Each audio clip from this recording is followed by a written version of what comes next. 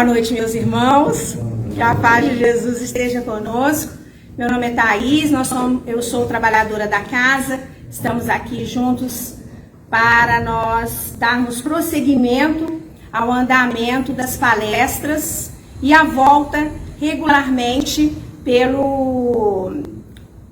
o sistematizado, para os cursos, enfim, a volta para as atividades. Fabíola é quem vai fazer a palestra da noite de hoje, e nós vamos ler uma página do nosso querido irmão Psicografia, do Chico, através do Espírito de Emmanuel, do Vinha de Luz. A página é Porta Estreita, é o item 20. Porfiai por entrar pela porta estreita, porque eu vos digo que muitos procurarão entrar e não poderão. Jesus, Lucas, capítulo 13, versículo 24. Antes da reencarnação, necessária ao progresso, a alma estima na porta estreita a sua oportunidade gloriosa nos círculos carnais. Reconhece a necessidade do sofrimento purificador, anseia pelo sacrifício que redime, exalta o obstáculo que ensina, compreende a dificuldade que enriquece a mente e não pede outra coisa que não seja a lição, nem espera senão a luz do entendimento que a elevará nos caminhos infinitos da vida. Obtém o vaso frágil de carne, em que se mergulha para o serviço de retificação e aperfeiçoamento. Reconquistando, porém, a oportunidade da existência terrestre, volta a procurar as portas largas, por onde transitam as multidões.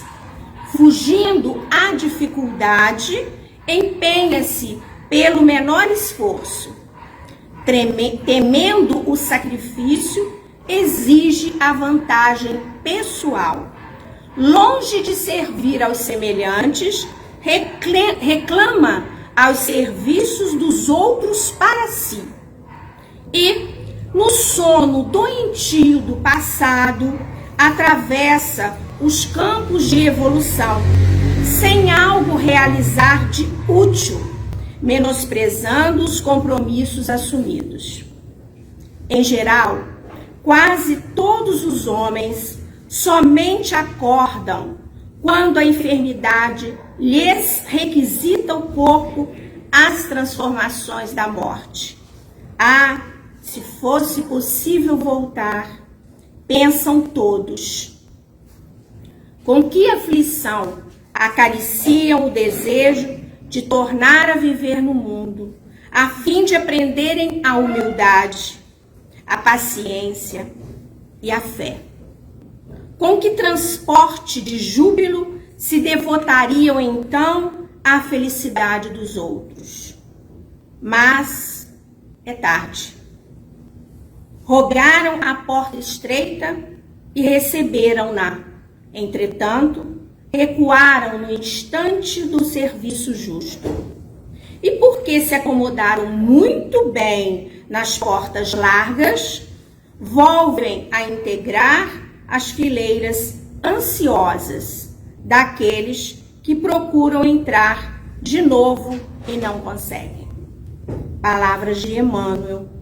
E nesse momento, nós vamos fechar nossos olhos, vamos agradecer a Deus por essas bênçãos maravilhosas que Ele tem nos dado, mesmo que as atribulações surjam nos nossos caminhos, mesmo que a gente tenha que penetrar a porta estreita, mas com certeza, do outro lado, Deus, nosso Pai, de infinita misericórdia, sempre está nos estendendo as mãos. E assim, nós agradecemos por tudo que temos, até mesmo pelas dificuldades. Agradecemos pelo dia de hoje e por essa noite, a qual nós vamos absorver as palavras de nossa irmã Fabíola, orientada por seu mentor espiritual e pelo mentor da casa. Assim, Jesus, nós entregamos os nossos corações aos vossos pés e às vossas mãos e pedimos que nos abençoe hoje, agora e sempre. Que assim seja. Então, meus irmãos, eu passo a palavra a Fabíola, que vai fazer a palestra de hoje, proferir a palestra de hoje com o tema Deus.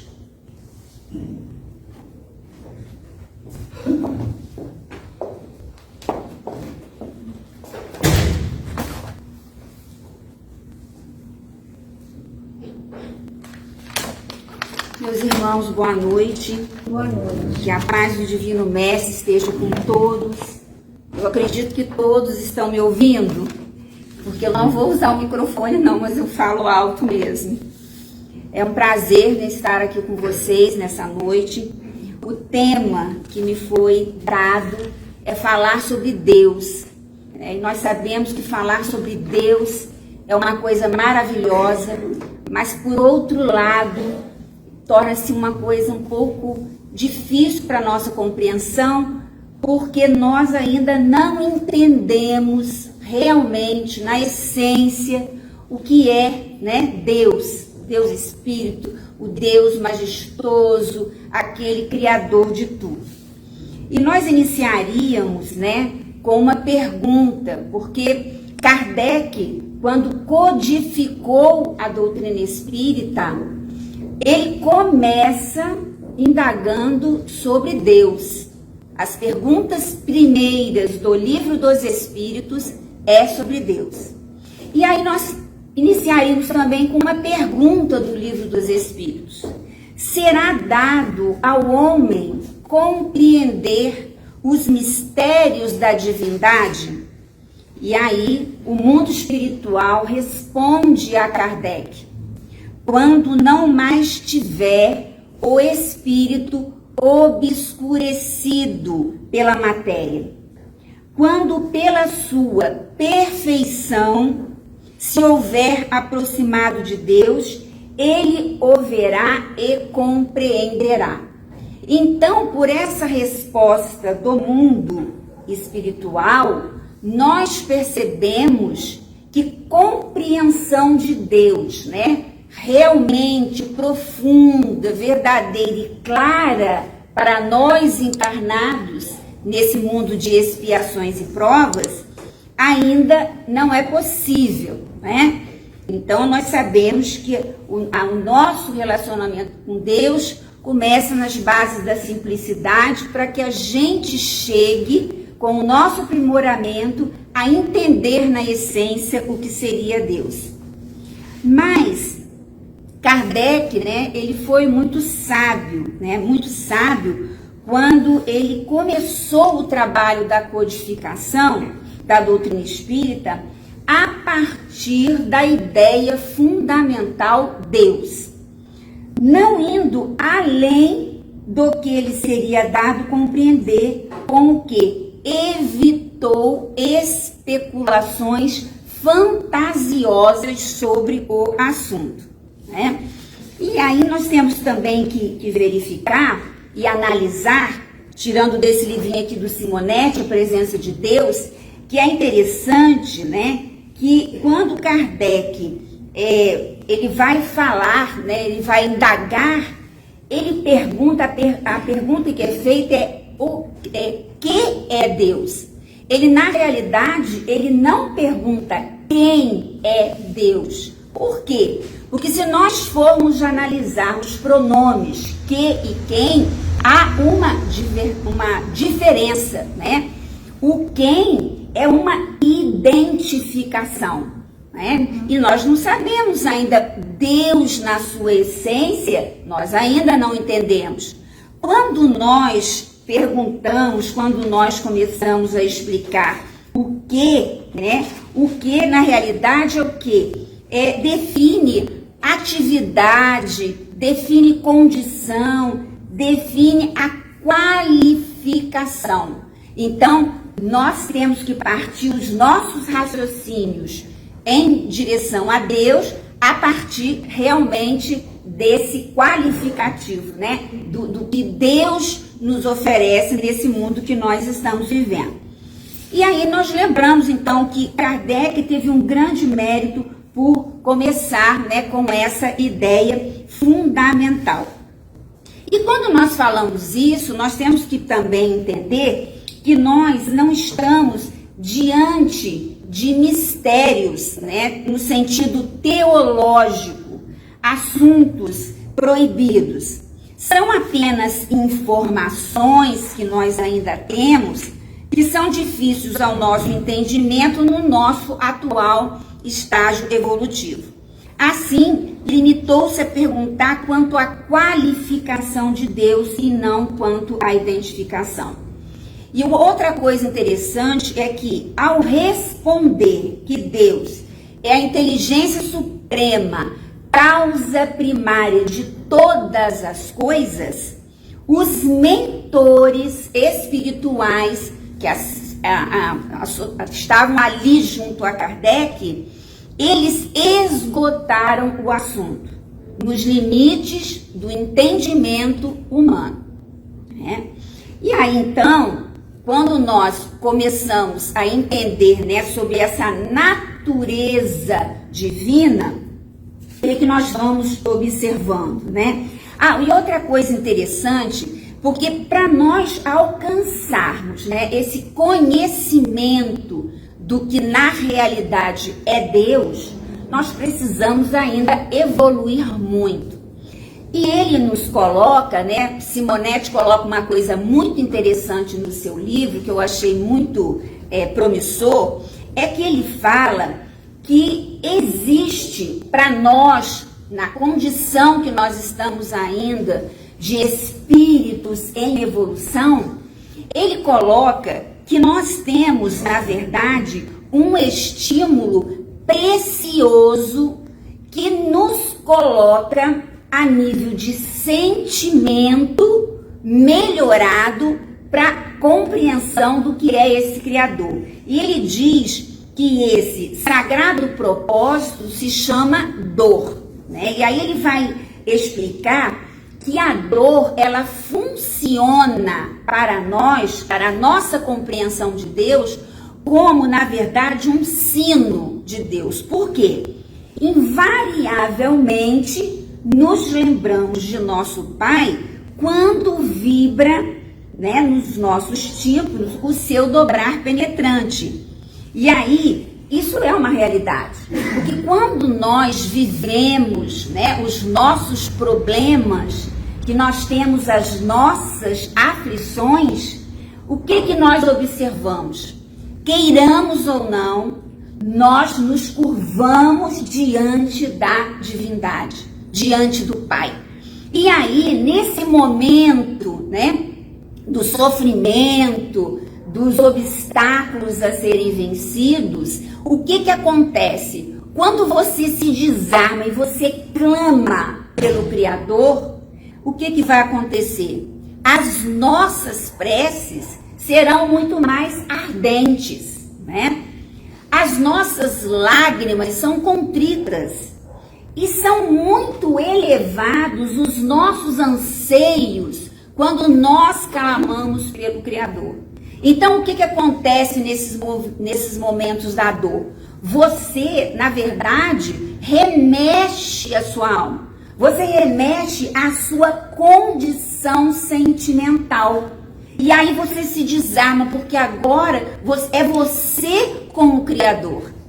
E como nós sabemos que o Criador está ao nosso derredor, ele está comungando constantemente conosco, então nós, naquele momento, nós fazemos o quê? Uma ligação direta com o Pai, né? Por causa do nosso sentimento que vem lá do fundo da nossa alma. E nós que já vivemos os nossos grandes problemas, sabemos o quanto isto é verdadeiro. Porque quando você se ajoelha, que você clama pela divindade, né? Eu costumo dizer assim, nossa, o universo conspira a favor, porque Deus conspira a nosso favor. E o que acontece? Nós clamamos e obtemos as respostas, obtemos as ajudas que precisamos e necessitamos naquele momento.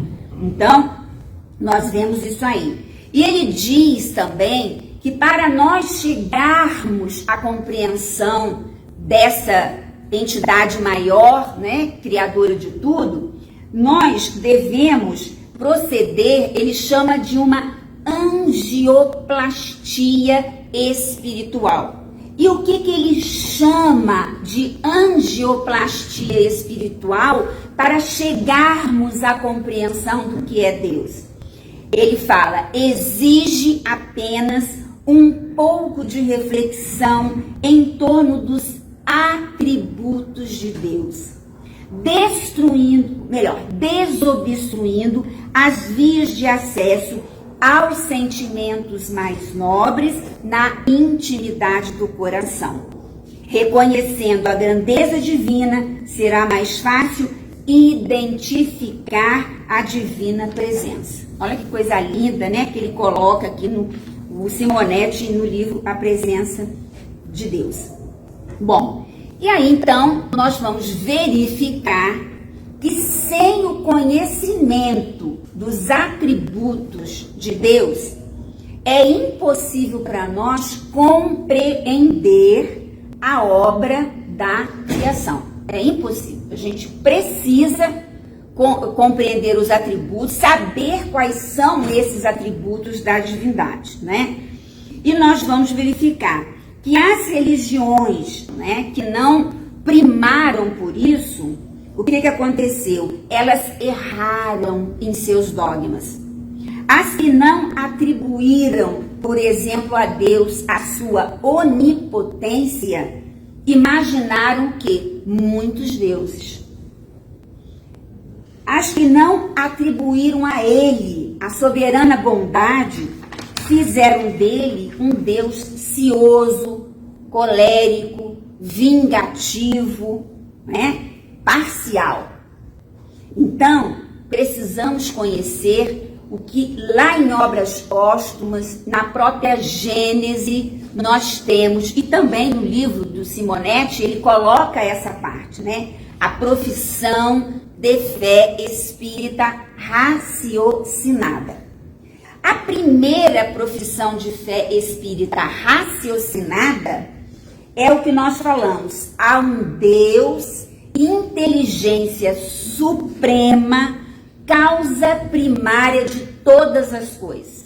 Então isso é tão amplo, né? É tão significativo que ele diz que existe um axioma para que a gente possa entender e refletir sobre isso, é que não há efeito sem causa. E nós vemos constantemente uma imensidade, né, de efeitos cuja causa estão fora da humanidade. Porque a humanidade é impotente de produzi-los, ou sequer até para explicá-los. Então a causa está acima. Tais efeitos absolutamente não se produzem ao acaso, fortuitamente e em desordem. Aí ele cita uma coisa que é uma verdade, né? Desde a organização do mais pequenino inseto e da mais insignificante semente, até a lei que rege os mundos que circulam no espaço, tudo atesta uma ideia diretora, uma combinação, uma previdência, uma solicitude que ultrapassam todas as combinações humanas. E é interessante, né? Porque você vê, quando você pensa nos insetos, às vezes, nos seres que nós julgamos serem até os mais simples, o que nós observamos? Quando nós começamos a estudar sobre eles, nós verificamos que mesmo essas criaturas, por mais simples que elas sejam no nosso planeta, elas desempenham dentro desse nosso universo terráqueo, ela desempenha uma função primordial, fundamental ela não está ali por um acaso. Ela está ali desenvolvendo um papel importante para aquele meio ambiente. E um papel importante para nós. Porque os insetos, as aves, o que elas fazem? Elas são aquelas que disseminam as sementes. A abelha vai de flor em flor, buscando néctar, mas ao mesmo tempo transportando o grão de pólen. E esse grão de pólen de flor em flor vai promovendo o quê? A reprodução do vegetal. E quando nós observamos uma semente pequenina, né, pequenininha, mas aquela semente, ela guarda uma energia que quando ela tem as condições necessárias do ambiente, ela reverdece, ela aflora e ela mostra lá um grande vegetal, né, vegetais de grande porte, de grande importância, porque são vegetais que diretamente nós precisamos deles, né? Porque são eles que devolvem o oxigênio à natureza, são eles que retiram o excesso de gás carbônico. E com isso, eles elaboram o próprio alimento deles através da fotossíntese, que é um meio muito diferente de se alimentar, muito diferente do nosso, né? Mas vocês vejam que existe todo um encadeamento, existe toda uma organização por detrás de tudo. E isso são coisas perfeitas existentes aqui na nossa natureza, né? Mas é engraçado também que o Simonetti, ele é muito assim, ilustrativo, né? Ele é muito simples. E ele coloca, né? Ele fala que não é preciso para nós os primores da cultura e da inteligência para conceber a existência de Deus, né? Ele diz que basta a nós olhar o céu, né, que ele vai perceber isso. Aí ele conta uma pequena historiazinha que vem retirado de um livro, pelo espírito de Meimei, retirado de um livro Ideias e Ilustrações. E nesse livro, Psicografia do Chico, tem a história, né, de era um homem que ele passava no deserto, trabalhava nas caravanas, né? E ele tinha um temor enorme de Deus, ele tinha um sentimento do Criador, mas tão puro, tão inato, que todo dia ele se ajoelhava e ele orava ao Criador. E o chefe da caravana, o homem rico, falou para ele: mas o que você faz? Como é que você sabe que esse Deus existe, já que você, né, nem é analfabeto, você não sabe nem ler? Mas como que você sabe que certeza é essa que você tem?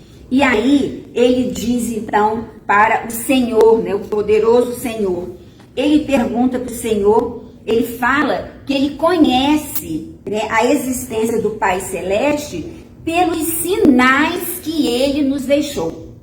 E aí ele questiona lá o chefe, né? Quando o senhor recebe uma carta de pessoa ausente, como que reconhece quem a escreveu? Aí ele diz: pela letra.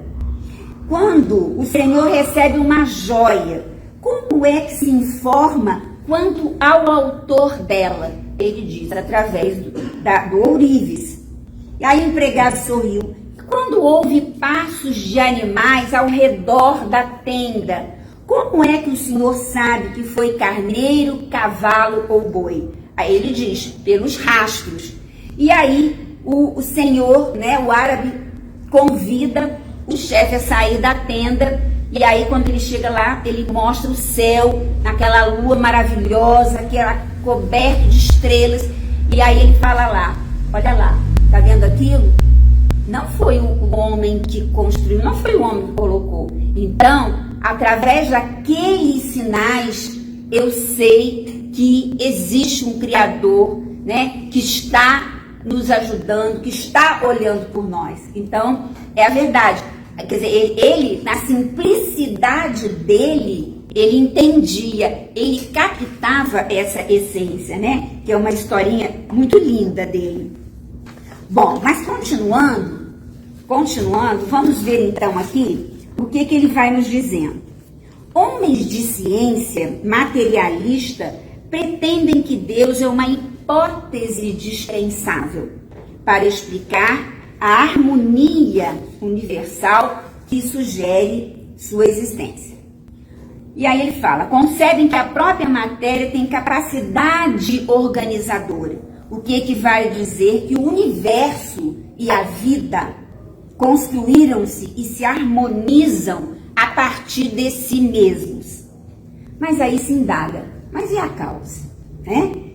Como é que é isso? Então ele fala, no caso, ele referindo-se à matéria, suas propriedades como uma programação perfeita, as propriedades da matéria, as propriedades do universo, por inabordável gênio não surgiram ao acaso.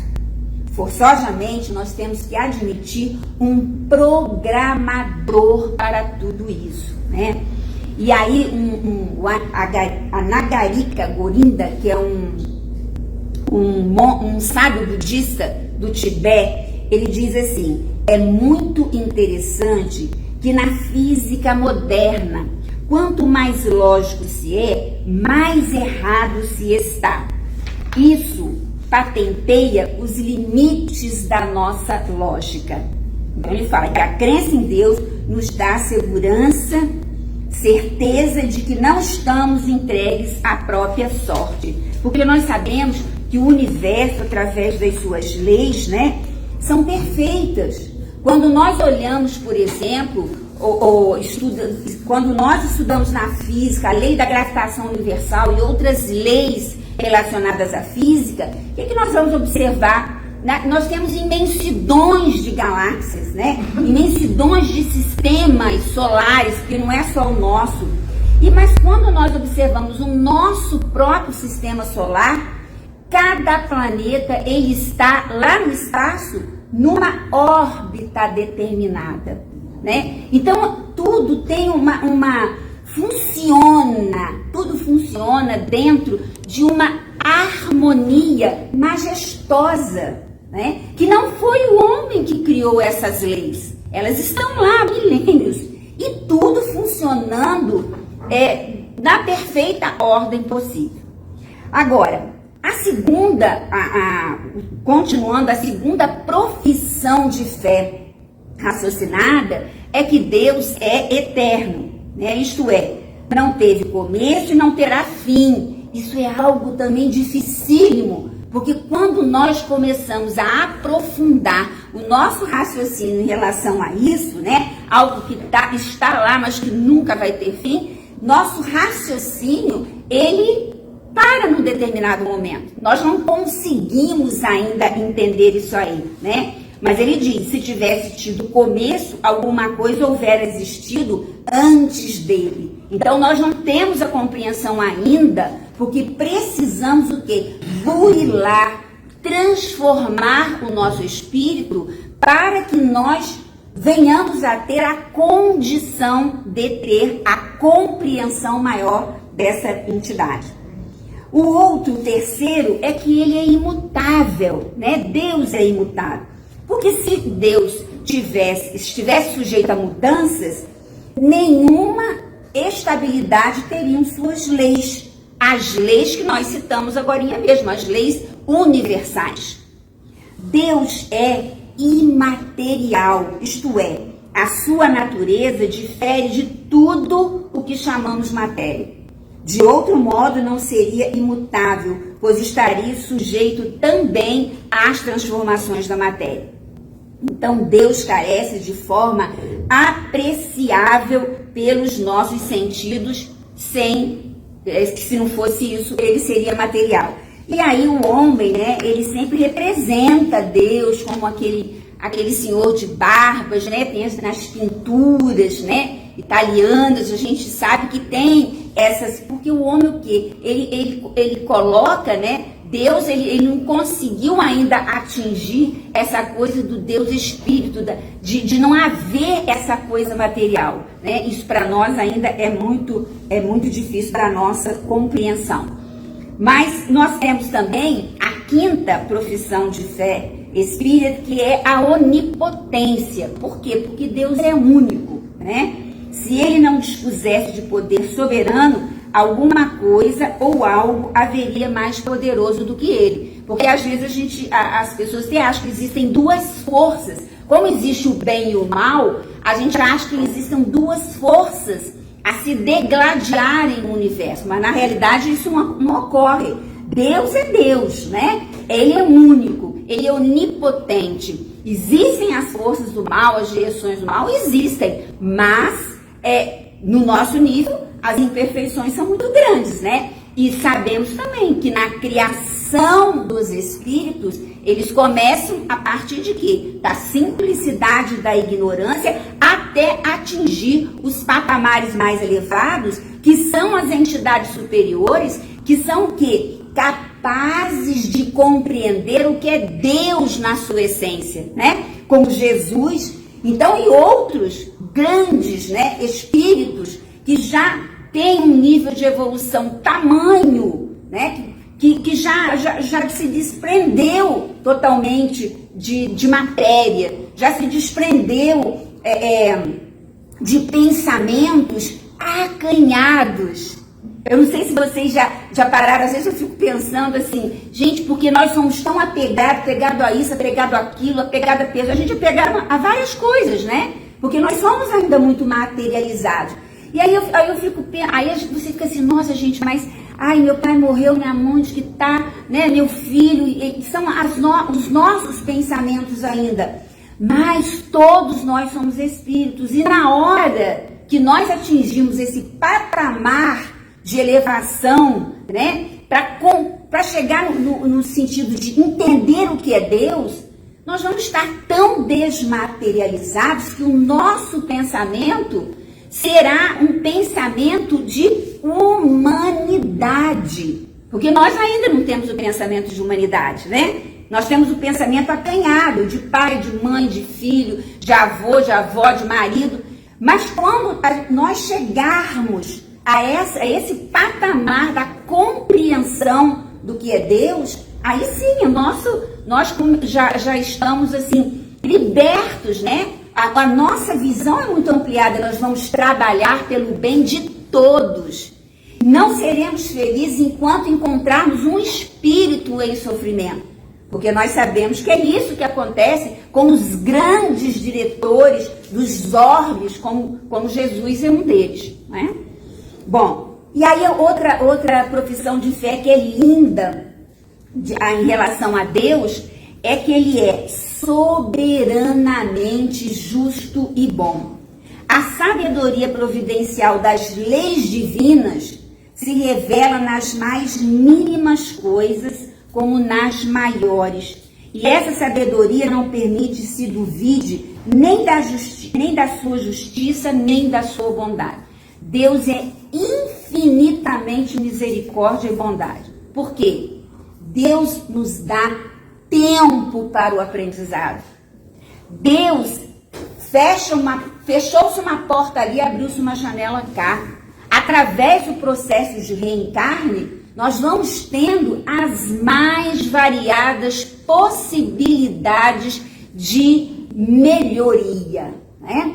E Deus dá o tempo necessário que nós vamos precisar para atingir os patamares mais elevados da evolução. Então ele é bondade, ele é misericórdia, ele não abandona nenhum dos seus filhos. Aquele espírito, né? Hoje nós temos tantas notícias de espíritos fazendo tantas crueldades. Mesmo esses espíritos um dia chegarão a quê? Chegarão aos patamares mais elevados. Por quê? Porque evolução, aperfeiçoamento é obrigação nossa.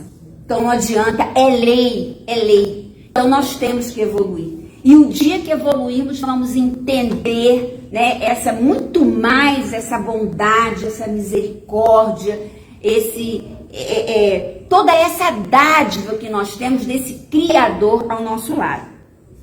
Na sétima profissão Deus é infinito em todas as perfeições.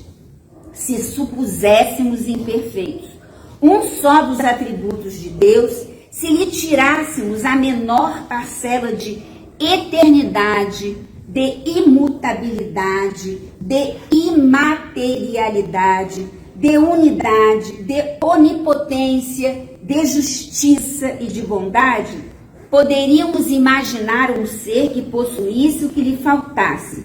E esse ser mais perfeito do que ele que seria Deus. Então, meus irmãos, para nós já irmos concluindo, vamos terminar com a Gênese, que ela tem eu fiz um pequeno resumo, na verdade, era extenso, eu fiz um resumo, que ela fala sobre a questão da providência divina. Então, eu escolhi fechar com a providência divina. O que ele fala sobre a providência divina? A providência é a solicitude de Deus para com as suas criaturas. Deus está em toda parte, tudo vê e tudo preside, mesmo as coisas mais insignificantes.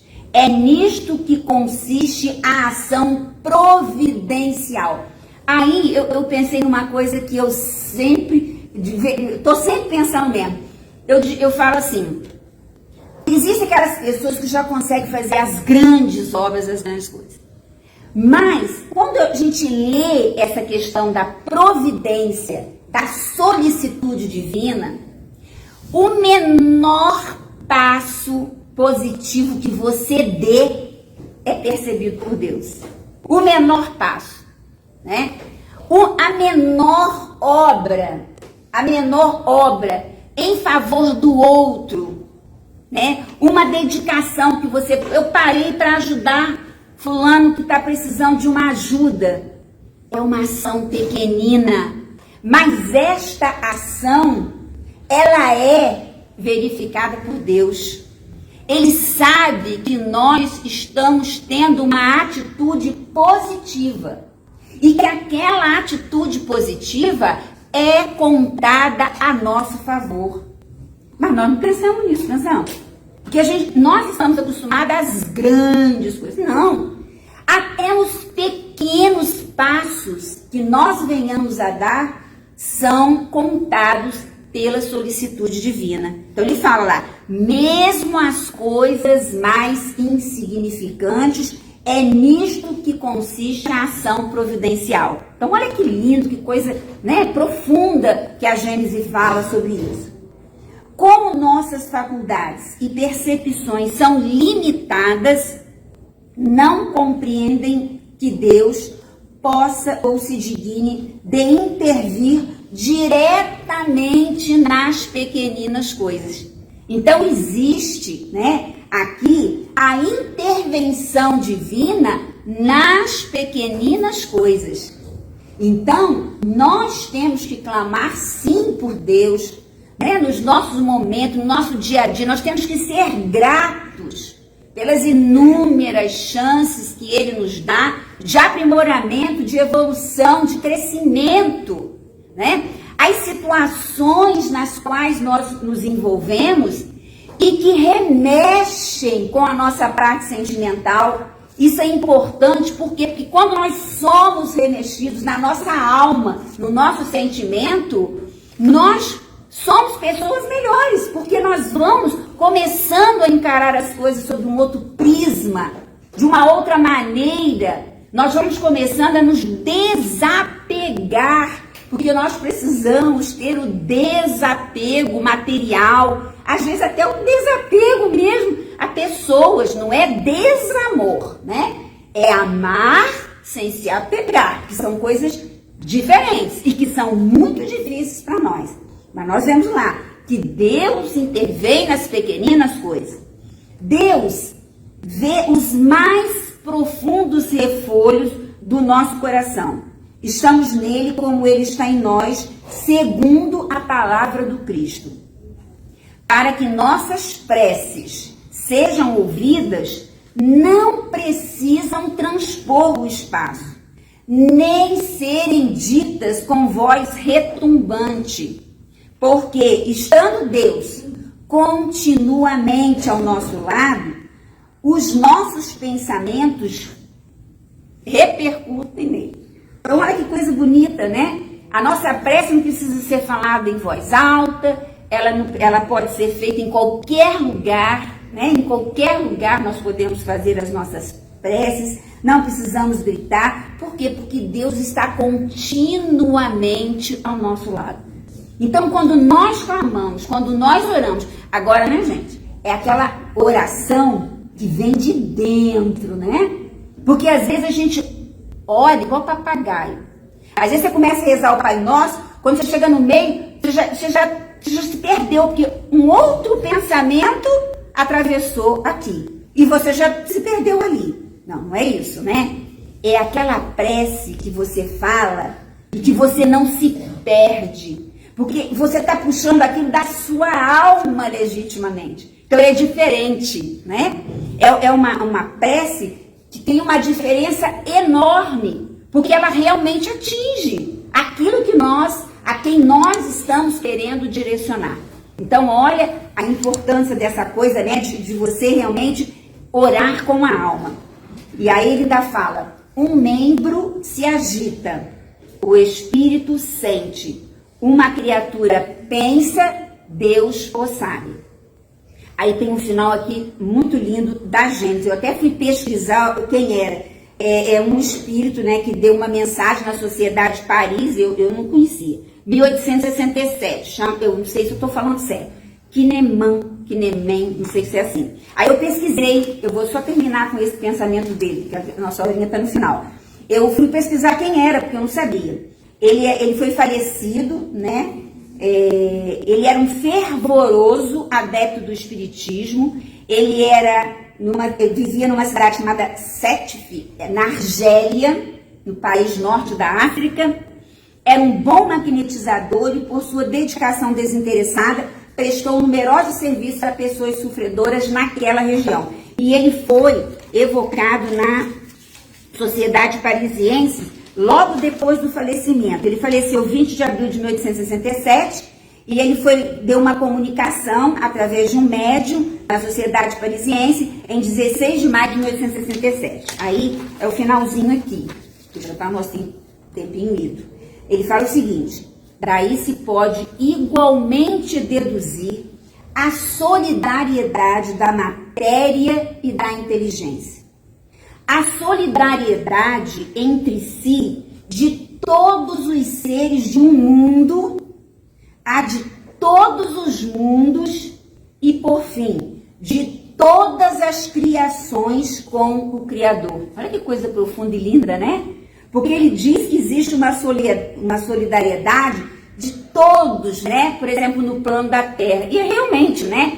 Porque nós somos idas e vindas através dos nossos processos de reencarno. Porque muitas das vezes nós reencarnamos aqui, né? Porque ainda não somamos todo um aprendizado. Então, é algo que está acontecendo. Mas, de outra feita também, nós sabemos que já existem espíritos de outros orbes que já vieram para cá também, nos primórdios da evolução do planeta Terra, e muitos deles ainda estão entre nós. Alguns regressaram e outros permanecem aqui entre nós, né? Então existe uma solidariedade entre os mundos, entre as criaturas. E ele deu eu tirei esse trechinho que eu achei lindo, né? Dele falar sobre essa solidariedade. Então, com isso aqui, nós terminamos a nossa explanação da noite de hoje. Espero que nesse tempo, né, nós possamos ter contribuído de alguma forma com os irmãos. E de qualquer maneira, eu agradeço muito a atenção de todos vocês. Muito obrigada mesmo pela paciência e pela atenção. Que a paz do Divino Mestre esteja com todos, agora e sempre. Graças a Deus.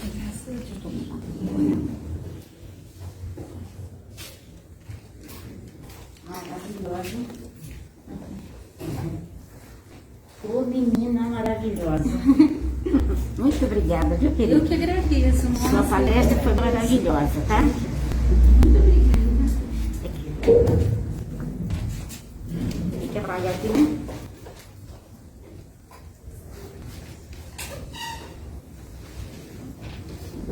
irmãos, vamos agora entrar em sintonia para agradecer a Deus por tudo que nós recebemos nesta noite, por essa palestra maravilhosa, falando sobre Deus. Quando nós falamos sobre Deus, a gente se eleva muito alto na espiritualidade.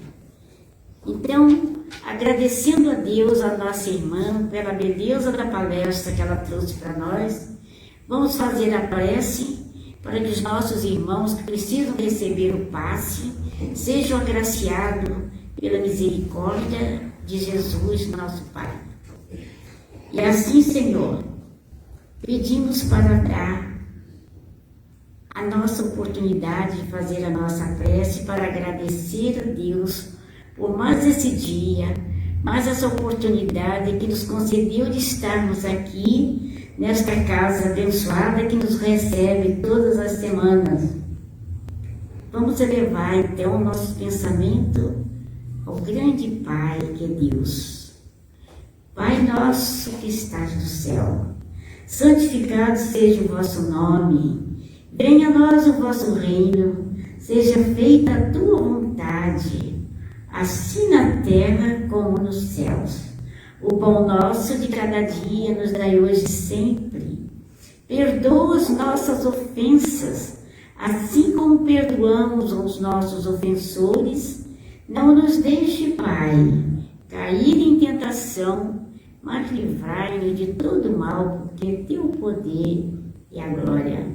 Pedimos a Jesus, a Deus, que continue nos auxiliando para que nós possamos caminhar em nome do Pai, para auxiliar os nossos irmãos que batem a nossa porta, que nós tenhamos sempre uma palavra de amor e de carinho para todos os nossos irmãos. Muito obrigada a todos, uma boa noite para todos, que vocês possam retornar a seus lares na santa e bendita paz do Senhor. Muito obrigada por ter vindo a esta casa. Uma boa noite. E assim está encerrado os nossos trabalhos.